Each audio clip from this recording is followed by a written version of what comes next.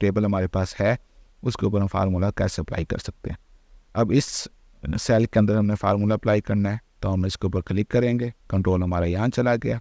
उसके बाद ये देखें यहाँ फार्मूला का ऑप्शन लिखा हुआ है, फंक्शन लिखा हुआ है, हमने इसके ऊपर क्लिक करना है। यहाँ आ जाएंगे, वो सम खुद ऑटोमेटिक यहाँ सम लेफ़्ट लिखा हुआ है। मीन हमारा कर्सर जिस जगह पे है इस जगह से इससे लेफ़्ट साइड के ऊपर हमारे जितनी भी अमाउंट होंगी उनको हमने क्या करना है, सम करना है। वो सम करके इधर हमें वैल्यू दे देगा। ठीक है, हमने यहाँ सम नहीं करना है, लिहाजा हम इसको सिलेक्ट करेंगे और टैक्स बेस से ख़त्म कर देंगे। हमने करना क्या है, हमने मल्टीप्लाई करना है, जिसे आमतौर पर प्रोडक्ट कहते हैं। यहाँ फार्मूले में यहाँ प्रोडक्ट लिखा हुआ है, लास्ट के अंदर प्रोडक्ट ले लेंगे। उसके बाद यहाँ हम लेफ़्ट टाइप करेंगे। अब ये और छोटी ABC या बड़ी ABC जिस तरह भी लिखे हैं दोनों काम करते हैं, नो प्रॉब्लम। उसके बाद आपने जो प्रोडक्ट का फार्मूला अप्लाई कर दिया है, अब इसके अंदर जो अमाउंट है हो सकता है वो पॉइंट्स में आए या इशारिया में आए। तो उसके लिए अगर आप ऐसी कोई वैल्यूज़ यूज़ कर रहे हैं तो आप चाहते हैं कि अगर पॉइंट्स वाली वैल्यूज़ भी आए तो आप यहाँ जाएंगे नंबर ऑफ फॉर्मेट में, यहाँ पे आके आप ये पॉइंट्स वाली वैल्यूज़ पे क्लिक कर देंगे। उसके बाद हम ओके पे क्लिक करेंगे। जैसे ही ओके पे क्लिक किया, ये दो वैल्यूज़ हमारे पास थी 80 मल्टीप्लाई बाई 70, उसकी टोटल वैल्यू मल्टीप्लाई होकर हमारे पास यहाँ आ गई। नेट अमाउंट जो अमाउंट थी उसकी टोटल वो आ गई। अब हम चाहते हैं, अब हम हर सेल पे तो बार बार ये फार्मूला अप्लाई नहीं करना चाहते, बार बार हम जाएँ वहाँ लिखें, इस फार्मूले पे जाएँ, फिर टाइप करें, फिर ओके करें। उसका शॉर्टकट की ये, आप नीचे वाले सेल के अंदर आएंगे, क्लिक करेंगे और कीबोर्ड से F4 प्रेस कर देना है, बस इसकी वैल्यू आ गई। फिर नीचे वाले सेल पे गए और F4 प्रेस कर दिया। इस तरह से हमारी ये वैल्यूज़ फार्मूले की मदद से ये वैल्यूज़ निकल चुकी हैं। अब हम इसका टोटल करना चाहते हैं। टोटल के लिए फिर क्या होगा, हम यहाँ जाएंगे टोटल वाले सेल के अंदर और दोबारा फार्मूला में जाएंगे। अब यहाँ हमें फार्मूला में जाना पड़ेगा क्योंकि अब हमने सम करना है। देखो उसने ऑटो ही कर दिया। इससे ऊपर जितनी वैल्यूज़ भी होंगी जो न्यूमेरिक लिखी हुई होंगी उसे वो खुद ब खुद सम कर देगा हमने। उसके बाद यहाँ फिर अगर आप पॉइंट्स वाली वैल्यूज़ ले रहे हैं तो आप यहाँ से फिर फॉर्मेट दे दें पॉइंट्स का। ये हमने फॉर्मेट सेलेक्ट कर दिया और ओके पर क्लिक कर दिया, ये उसने हमें सम करके दे दिया। अब आ जाता है टैक्स फार्मूला, वो कैसे हमने अप्लाई करना है।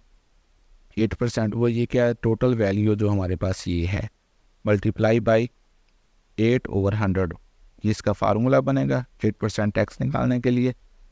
तो उसके लिए अब हमने वैल्यू देनी है इस सेल की, ये वाला जो सेल मैंने सेलेक्ट किया हुआ है। और वो कैसे सेल देंगे, आप लोग शायद थोड़ा सा एक्सेल के बारे में जानते हो। इस सेल की लोकेशन क्या बनती है, नॉर्मल क्या होता है कि हमारे पास जो नंबर है वो A है, product B, A1, B1, price C1, quantity E1, D1 बनेंगी। उसके बाद E1 अमाउंट बन जाएगी। अब क्योंकि हम यहाँ ये वाले लास्ट 3 सेल जो हम ये मर्ज कर चुके हैं, तो ये तीनों सेल हमारे पास A1 A की वैल्यूज़ में आएंगे और ये वाले सारा कार्य हमारे पास B बन जाएगा। नॉर्मल तो हमारे पास E बन रहा था या, लेकिन यहाँ अब हमने ये मर्ज कर चुका है इसलिए हमने यहाँ B लेंगे। ये मेन फ़र्क है। हमने यहाँ टाइप करना है और सिलेक्ट क्लिक कर देना है। उसके बाद हम चले गए फार्मूला में, फार्मूला के अंदर जाकर हमने यहाँ फार्मूला टाइप करेंगे। हमारे पास बैच वैसे डाल करेंगे। अब हमारे पास जो टोटल अमाउंट है उस सेल के जो लोकेशन है हमारे पास है B।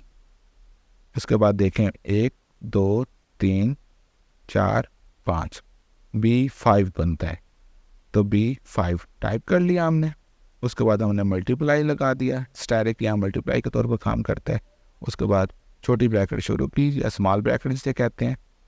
उसके बाद 8/100, उसके बाद स्मॉल ब्रैकेट क्लोज करेंगे।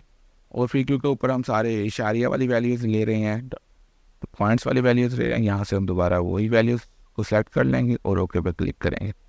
जैसे हमने ओके पर क्लिक किया उसने 8% टोटल वैल्यू का निकाल कर हमें दे दिया। अब हम चाहते हैं हमारे पास यहाँ नेट अमाउंट बच जाए।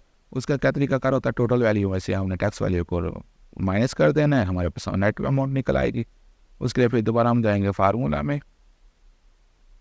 अब फार्मूला और आर ने जो दे दिया हुआ है सम का दिया हुआ है, हमने सम यहाँ नहीं लगाना, हम सब्ट्रैक्ट करना चाहते हैं, माइनस करना चाहते हैं। उसके लिए हम ये सिलेक्ट करके बैक स्पेस पे जाएंगे। अब हमारे पास ये था B5 और ये बन गया था B6।